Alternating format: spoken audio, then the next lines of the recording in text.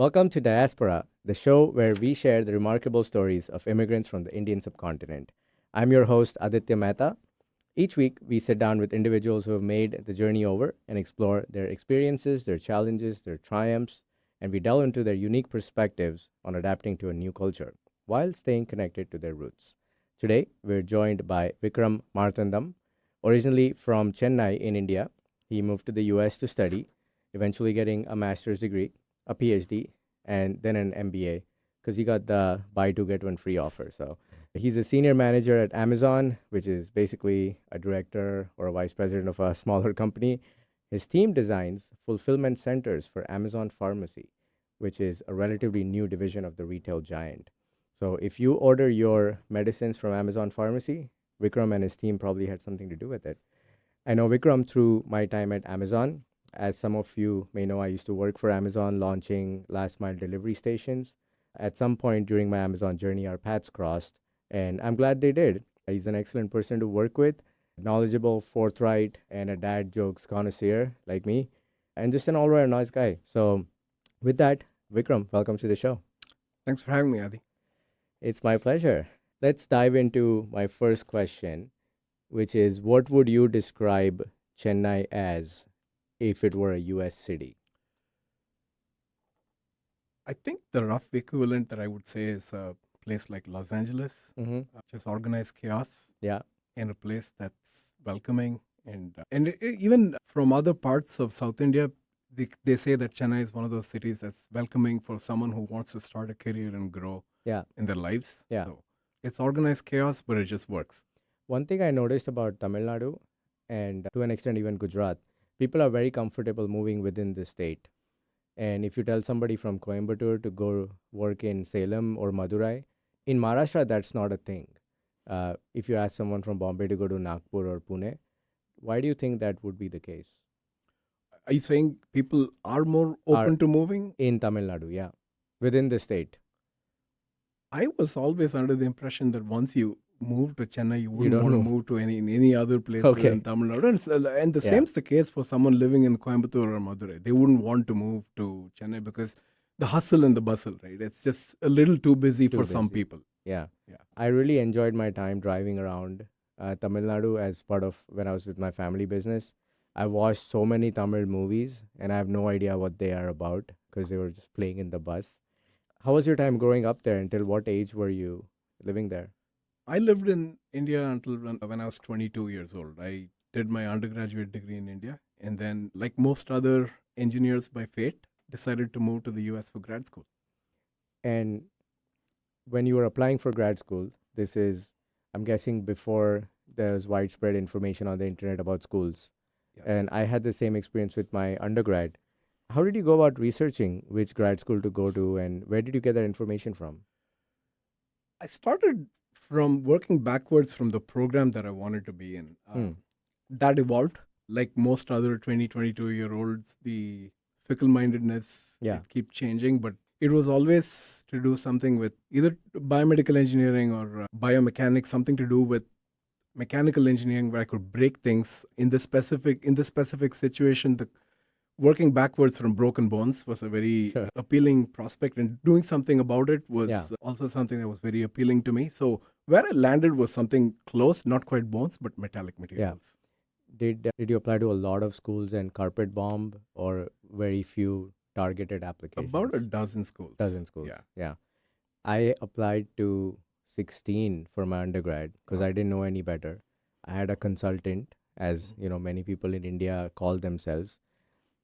I didn't know he had, arrangements with those universities, commercial arrangements. So they say, oh, UT Austin's great. And then you're like, okay, I guess you're the expert. And so I applied to a lot of schools. At least my ranking of the schools was correct because I got into the bottom 8 of my list and I ended up going to one of those. Had you been outside India when you moved here? Had you ever left India? When I was really young, Okay. my dad used to work in Iran as a doctor. Okay. This was when the revolution was going on. Yeah. And the Shah of Iran was still in power. Wow. So in fact, I have vivid memories as a child when we were standing on our balcony and I could see the bombers fly over my Wow. head. So It's very interesting. I've not shared this with a lot of people, but I didn't know that. but to the point you made, if you said you got into the bottom 8 and UT Austin was one of them, I think you did pretty well for yourself, Adi. I actually was supposed to go to UCLA, Okay. and based on the advice of my consultant, and there was a mix-up in the documentation, and they withdrew the offer of admission. Really? And UT was, you know what an I-20 is? It's the Yes. form that the university sends you, for more context for our listeners. And if you're not going to accept that college, you have to send that form back, because that's an immigration document.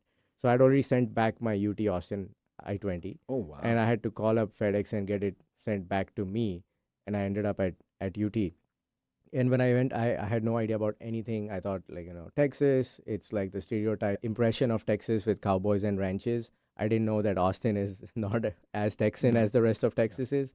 And when I went there, I was just pleasantly surprised, and huge amount of college pride even to this day. And I think it really shaped me as a person. So Absolutely. Yeah. so at that time, so you're definitely coming to the US for the first time. Oh, US for the first time. Yes. Yeah. So when you landed, what was your first impression, and what was that like? Where did you go straight from the airport? To the apartment of some fellow students who were going to host me. But what was unique about my first time coming to the US was the first city that I landed in was Las Vegas, Nevada.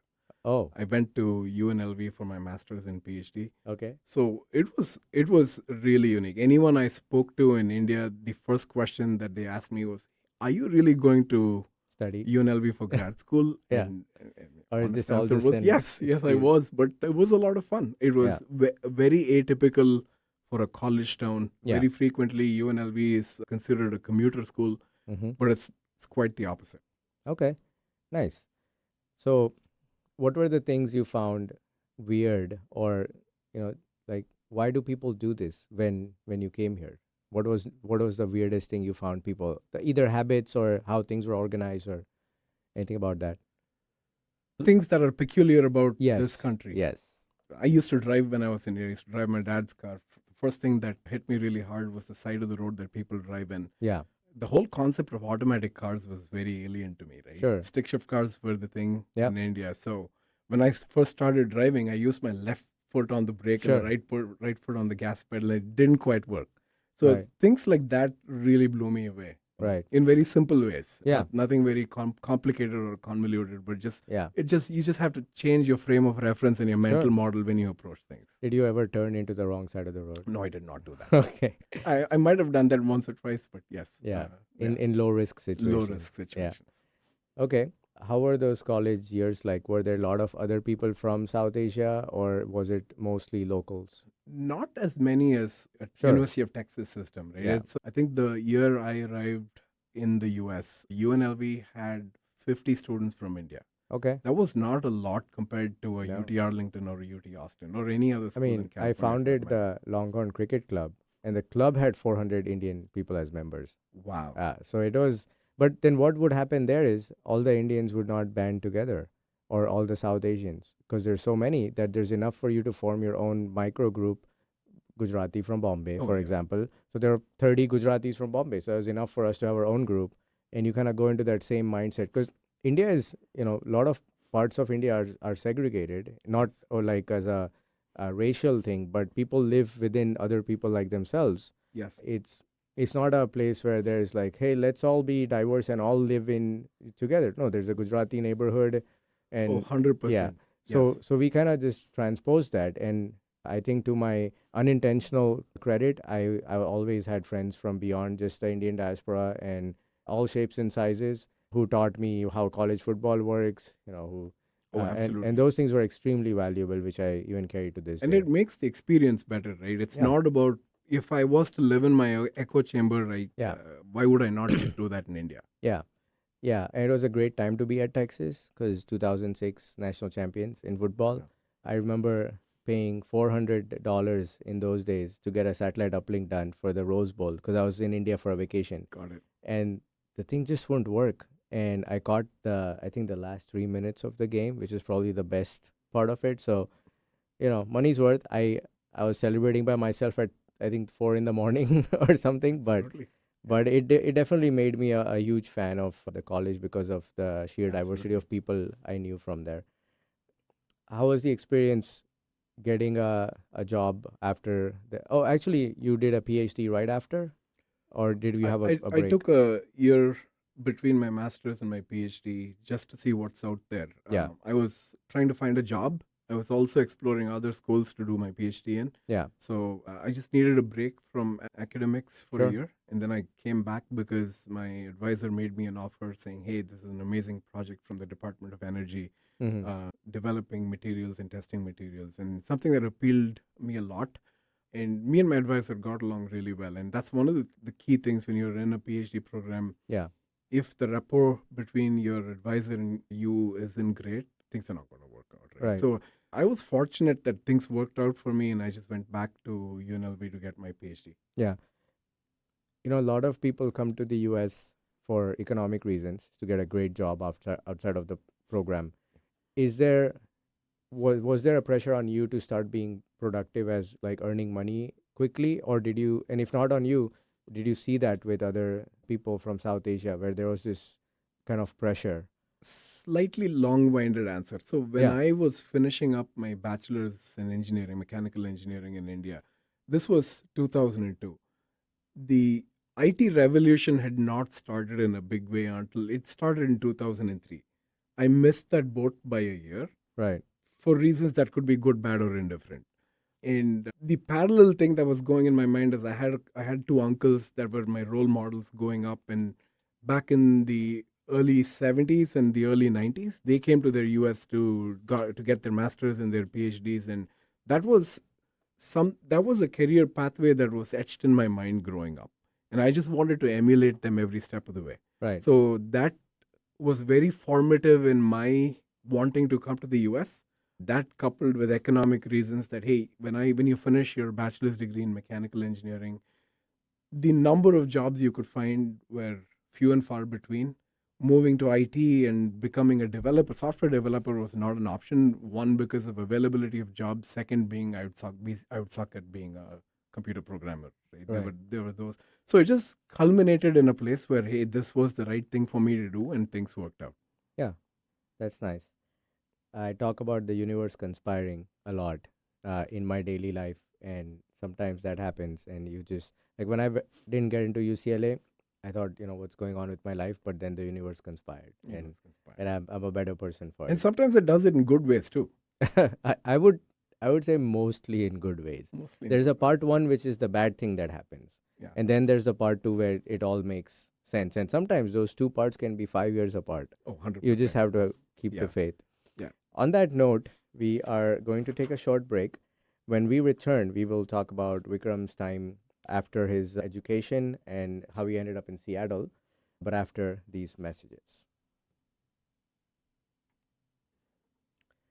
Welcome back. We are talking to Vikram Marthandam, an Amazon people leader working on cutting edge stuff and also my dear friend. So, we were talking about your PhD. Once that got done, what happened next? What was your first job out of college?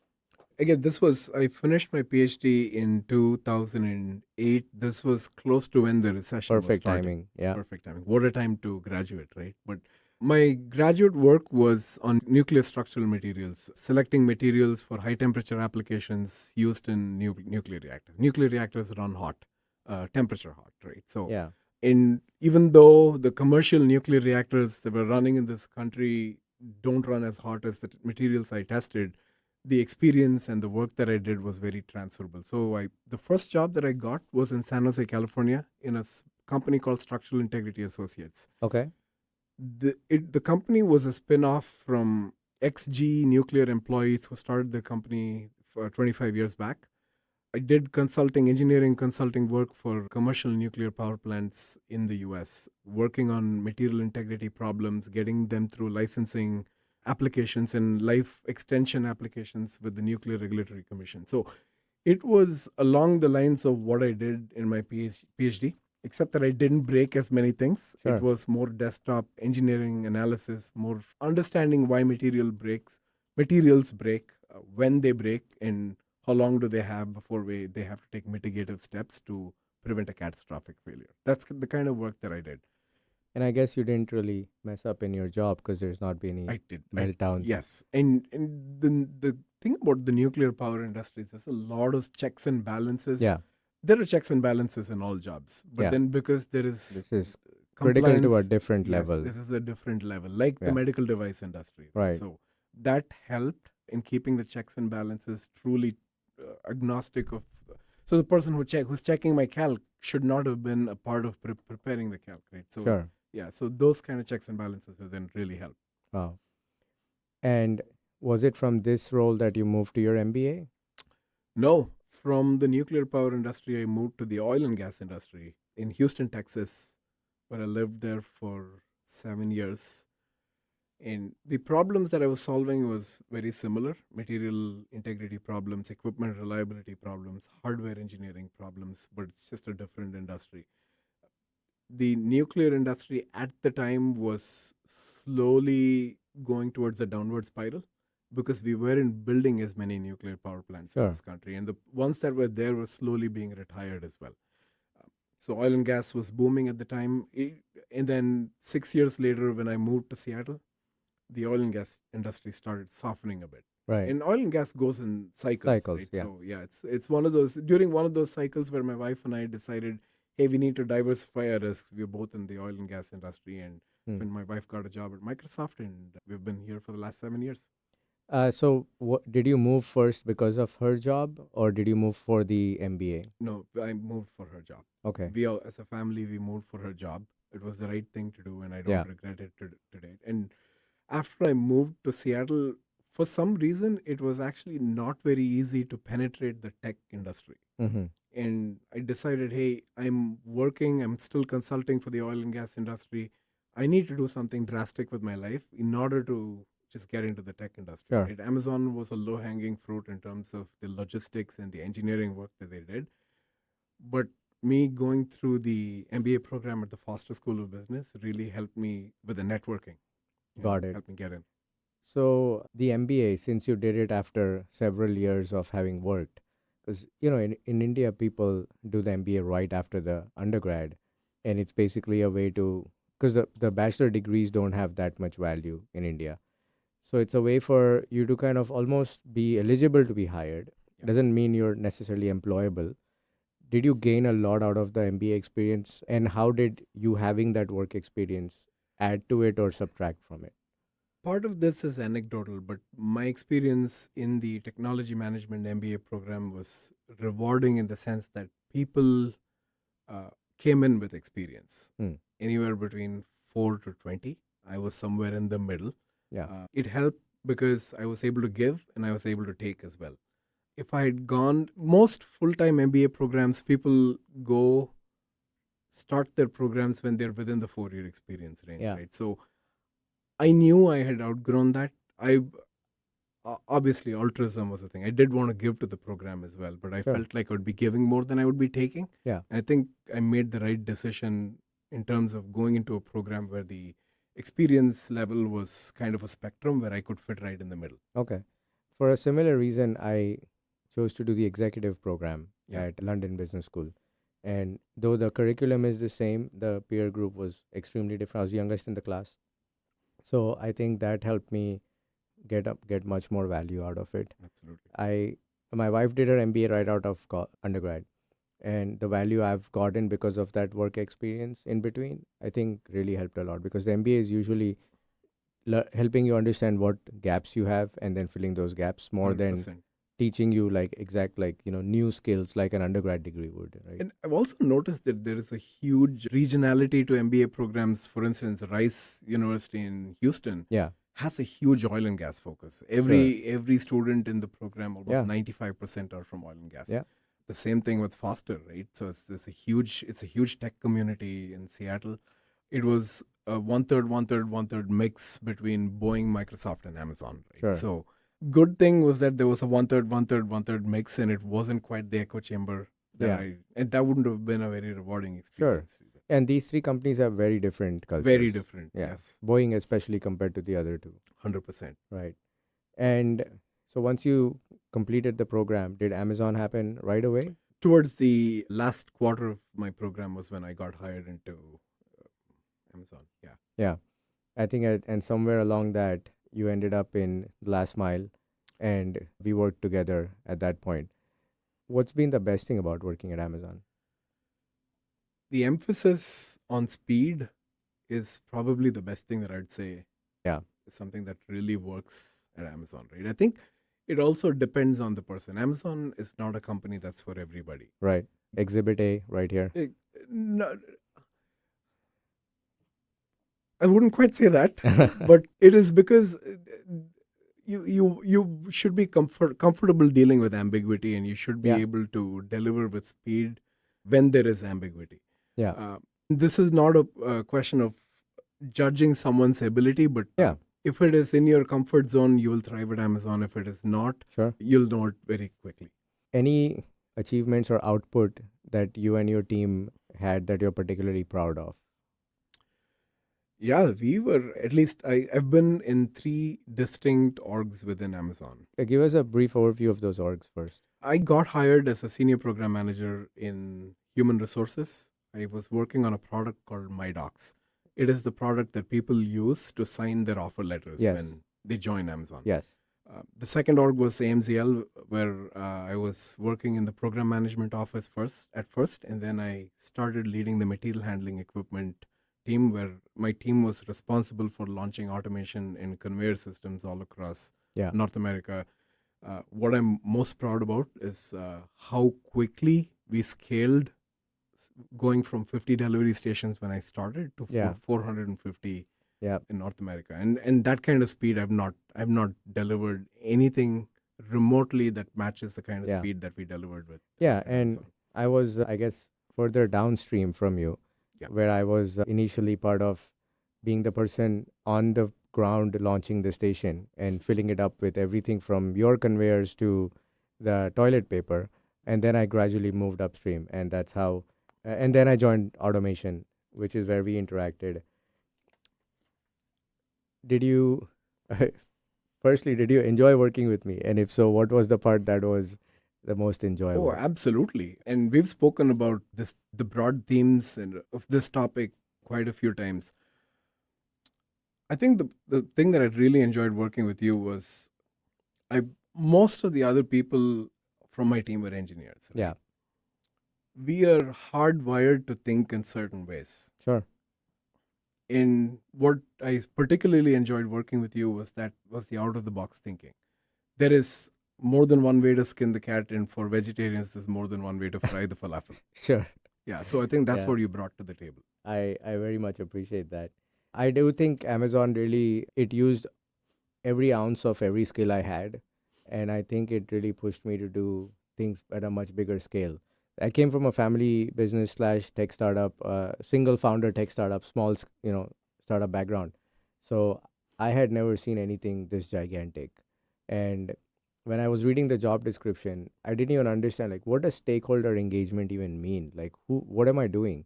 And then, of course, now I've learned enough about the corporate life to be comfortable in that environment if I really put my mind to it, but B, also know that it's really not for me. And I think that's where, my current portfolio of things I do has been very exciting. Where do you think Amazon Pharmacy will go? Because you're building and designing the fulfillment centers where the medicines are dispatched from. Are there plans to like become like a Walgreens pharmacy, or will it stay true to Amazon where there's no storefront and you just have this massive logistical network? What I can say is, Whatever you're allowed to say. we do what Amazon does best: bring delight to customers. Yeah. I think how it has impacted me is what I'm going to speak about, right? Yeah.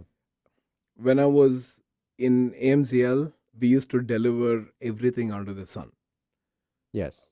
and no one knows what's inside those boxes. Right. What is most impactful for me today is we deliver things that I believe is very meaningful, Yeah. For sure. truly life-saving medication. Yeah. And that's the part that I really enjoy about the job. Growth plans, we read about it in as part of public announcements and things like that. I'm absolutely thrilled to be a part of the journey where we're building a network that Yeah. brings delight and brings life-saving medication to our customers. Yeah. Makes sense. What was one thing you really learned at Amazon? For me, it was learning how to do things at scale. What was one thing you have taken away the most in terms of skills? Honestly, when you are delivering with speed and delivering to scale, something's got to give. Yeah. And personally, for me, is don't ask for permission. Ask for forgiveness. Ask for forgiveness, because getting stuff done Yeah. is it that supersedes everything. And I've taken the liberty to not ask for permission, and I don't think I've ever had my wrist slapped for doing so. That's a good answer, I would say. Do you miss life in Texas at all, or now are you a Washingtonian? I actually miss the food in Texas. Oh, don't get me started Yes. about that. Yeah. The Mexican food especially.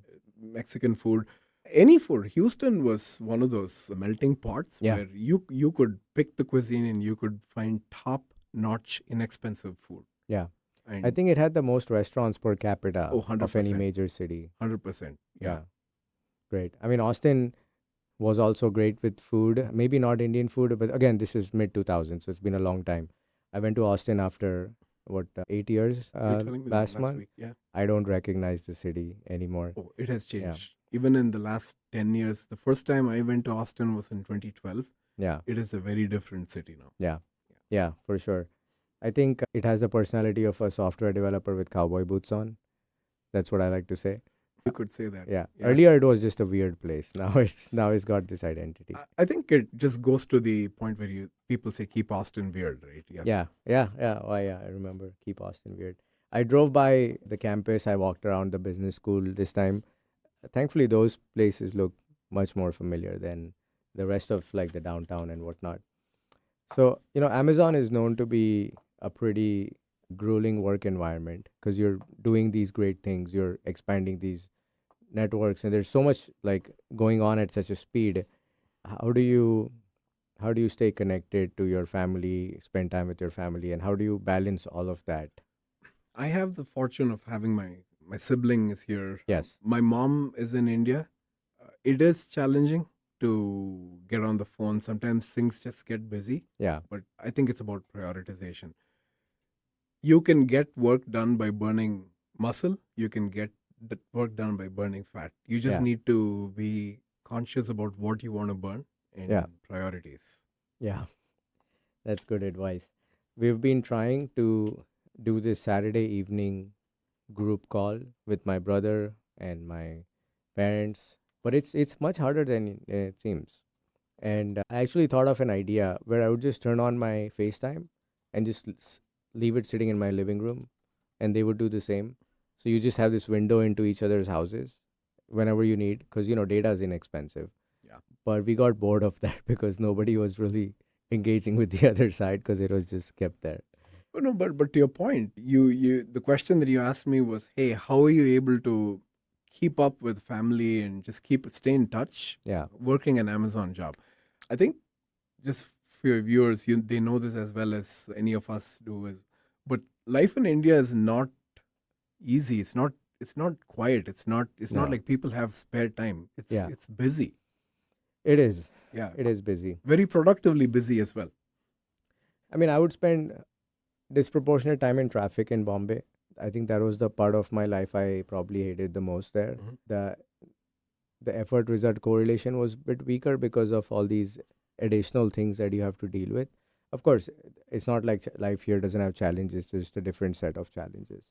So, on that note, we will take a short break. When we return, we will talk about Vikram's plans going forward and advice that he has for new immigrants. So, we'll be right back after these messages.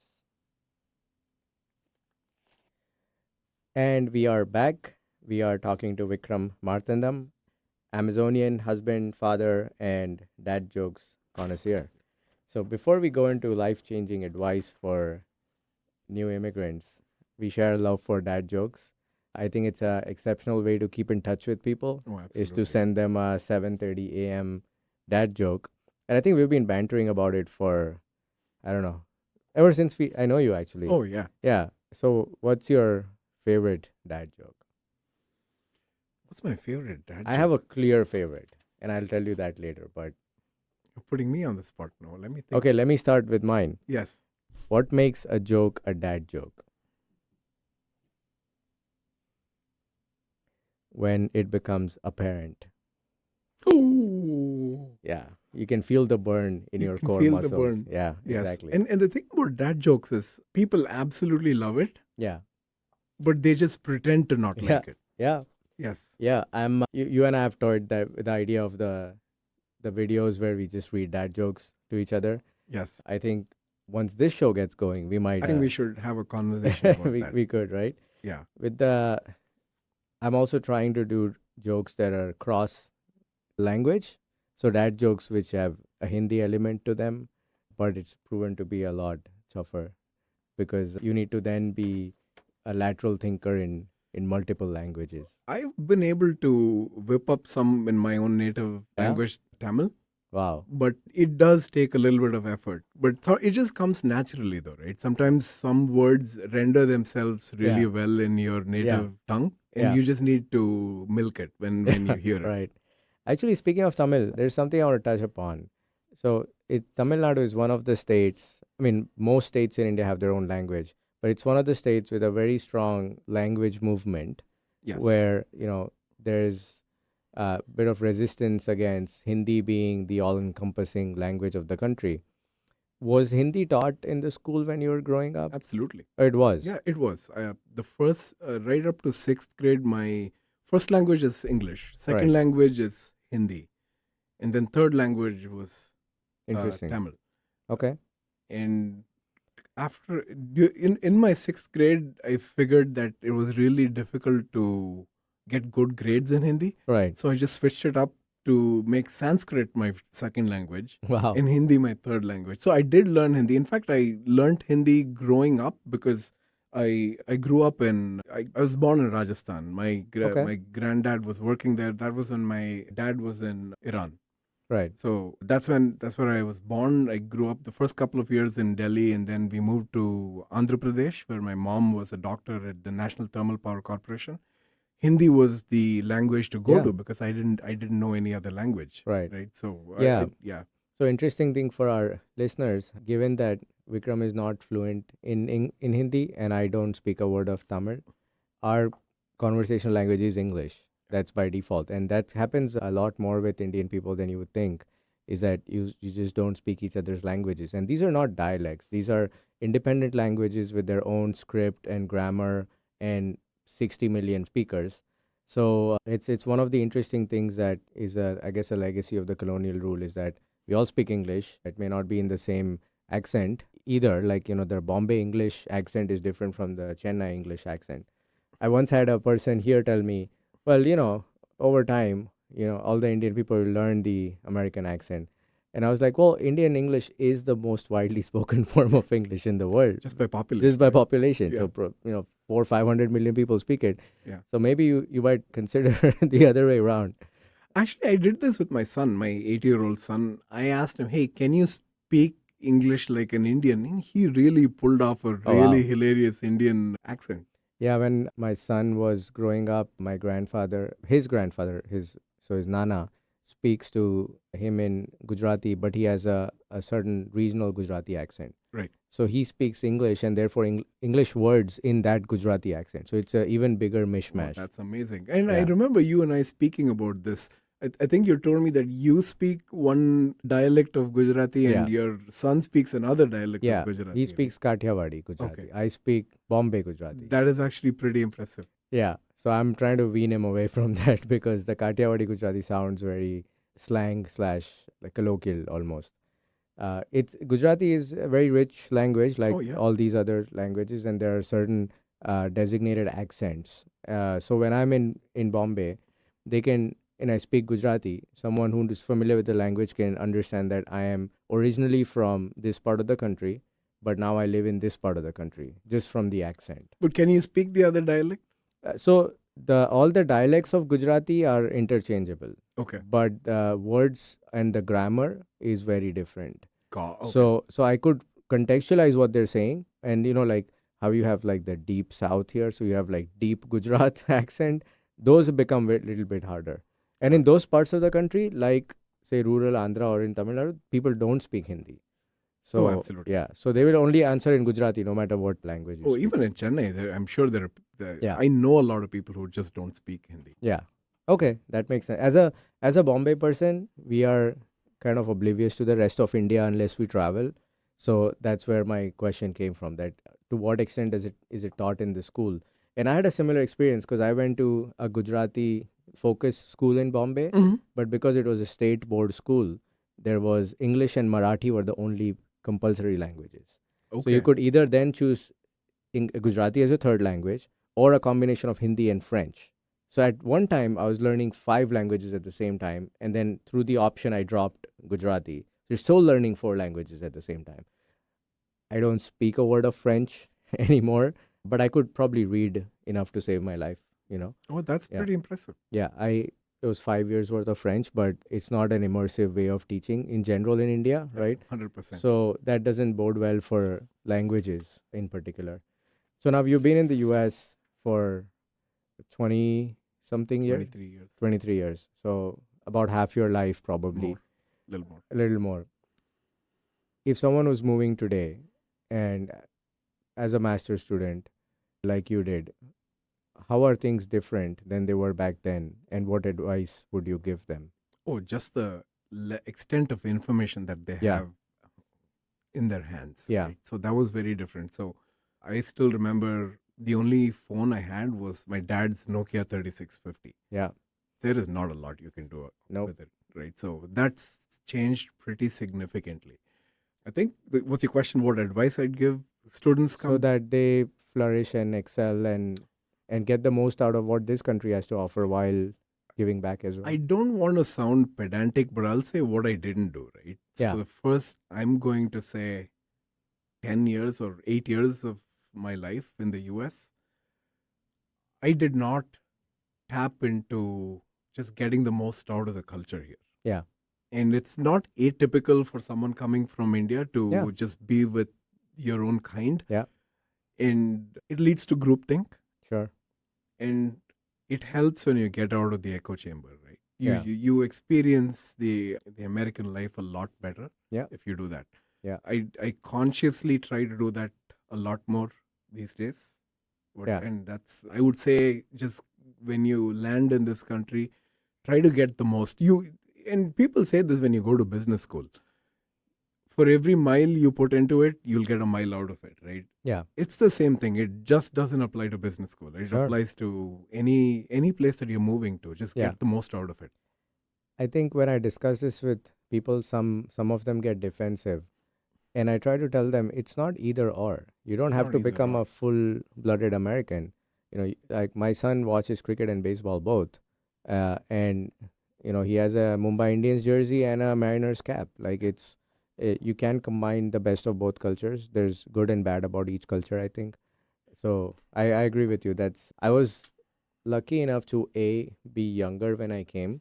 So there was more personality formation left. Yes. And I actually had a friend. He was a high school football player who chose not to play football in college. Mm-hmm. And he was half Czech origin and half Hispanic, but American, fourth generation American. Yeah.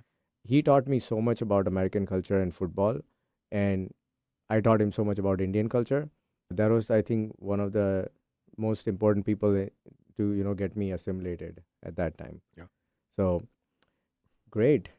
We have quite a bit of time left. So, were there any low points in your initial days before you say you got well settled? Were there any really what am I doing here kind of points that you're comfortable sharing? It was not quite in my initial days, but I think it was after I moved to Seattle.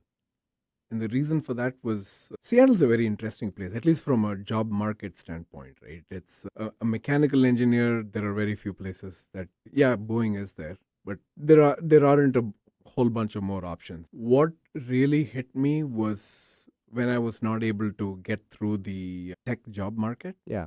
And in fact, there was a point in time when I told my wife, "Hey, let's just pack our bags and go back to Houston." Right? We've tried this for a year and a half. Yeah. Yes, I'm employed. I'm still doing consulting work for the oil and gas industry, but this can be it. Right. And I think my wife pushed me to stay a little more persistent, and things Yeah. did work out at the end of the day. Right? That Yeah. I'd say was the low point. So Yeah. uh, Many people give up right before they hit that inflection point. yeah. And so I'm glad you did. Would you move back to India at all? And if so, under what conditions? I don't know if I'm ready for it. I never say never. Right. So I would have to. It's not about whether it's going to be a lucrative offer. Yeah. I think now my son he was born here. He's an American. Yeah. He's used to a certain education system. Sure. The education, yes, money can buy you the American kind of education Yeah. system in India, but I don't know if that's the right thing for him. So I think the decision would have to be from what's the best for his future, right? That's the Yeah. lens that I would need to look Yeah. at. Maybe yes, closer to when I'm going to retire, when my son is on his own, he's able to figure things out for Sure. himself. But I think I have a pretty good life here. Yeah. In fact, would say I so. don't know anything about the system in India at this point. Yeah. So I think I'm India's changed tremendously since you would have left. 100%. Yeah. And in some ways, it's world beating even now, like use of technology for Oh, yeah. payments, for example. I haven't seen any. I feel like this is the place which needs to catch up with some of those things. My wife and I keep talking about, having a base somewhere in the middle. And this is also because we are more recent immigrants, right? We have in this innings 7 years only, and that too spread across Vancouver and Seattle. And we find something like Dubai might be interesting, like in between, it's got the best of both cultures. But then again, begs the question, what will we do there? Do you want to restart? Because like you did in Seattle, it sets you back. And the later in life, the more progressed in life you are, the harder it is to make those changes. So it's something that's been a running talking point for us as well. The one thing that I've learned from all my moves, so I've lived in 7 cities in the US, every change has brought me something better. Yes, in the short term, it seemed like a setback, Sure. but then it's been a leapfrog moment for me. Yeah. I think I don't want to look at it from the start. I don't want to give the impression that I'm change averse. Sure. I just don't want to make a change willy nilly. Yeah. That's the way I would look at it. Yeah. Did you face the Seattle freeze when you moved here? Did you feel people were not as friendly? And I mean, South is generally friendlier. So, Yes and no, because I think people are in general a lot more garrulous and talkative in the South than they are here. yeah. I'm not quite ready to say that there is the Seattle freeze. Hey, the stereotype is yes, it just I can see it all around. I think it's just people from different places are different, right? It's hard to it's easy for us to stereotype them into brand names. Yeah. But once you get to know people, they do open up a lot more. I would only consider it a freeze if I tried and no one responded. Yes, So for me, the first step is always trying. exactly. I said this in the last episode as well, that when I lived in Bombay, did I look out for new immigrants and say, "Hey, oh, you're from Lucknow, welcome to Bombay. How can I help you?" Yeah. I didn't do that. And Nothing if someone, ventured, nothing gained. yeah, and if someone did that to me and asked for help, I would say, "Why are you like? Who are you? I don't know you." So it's not unnatural for people here not to actively think about, "Oh, let me go help a new immigrant today." But if you reach out and if someone then says no, then I might say, okay, this place is a little bit unfriendly. I will say this, coming from Texas though, right? It was a little bit of a taste bud freeze here. Yeah, we talked about it. Yes. When I went to Austin, I had Mexican food for breakfast, lunch, and dinner Yes. every single time. And it doesn't matter where you go. It doesn't have to have a 5-star rating. It's just gonna be nicer. So hey, that's probably my next startup idea then. Let's move into our weekly segments. I think we have time for a couple. So let's spin the wheel and see what we land on.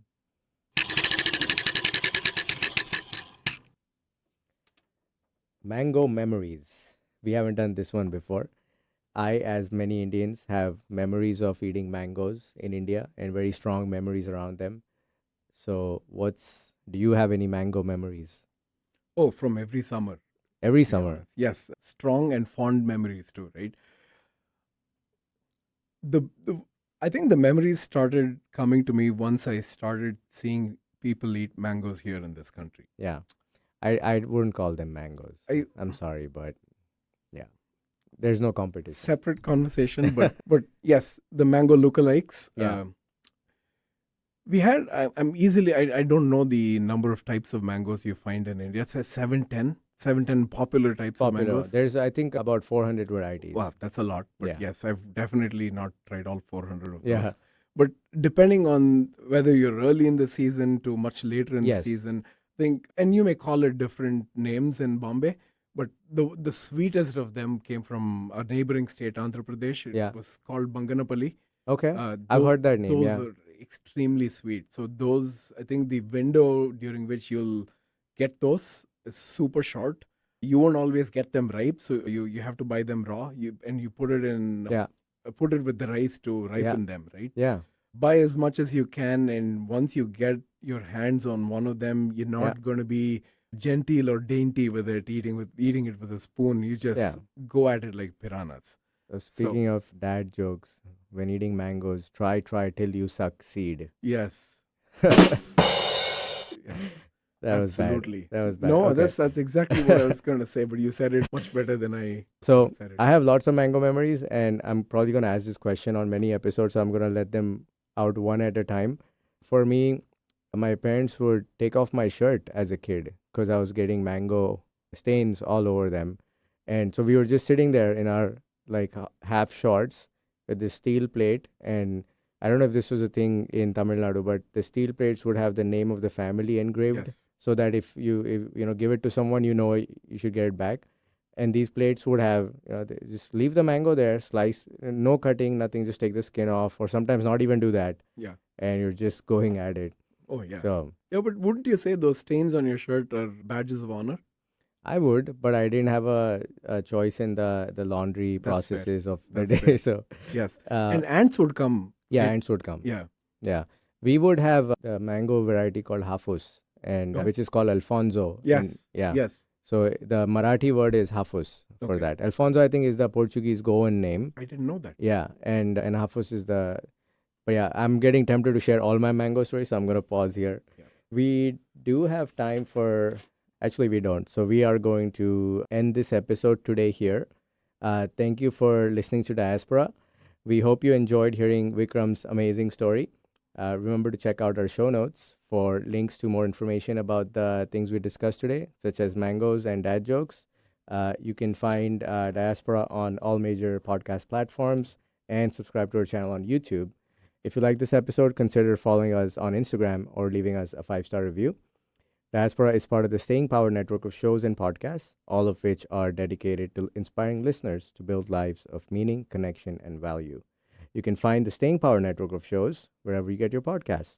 We'll be back next week with another interesting story from the South Asian diaspora. Until then, take care and stay curious. Vikram, thank you so much for coming. Thanks for having me. It was super fun.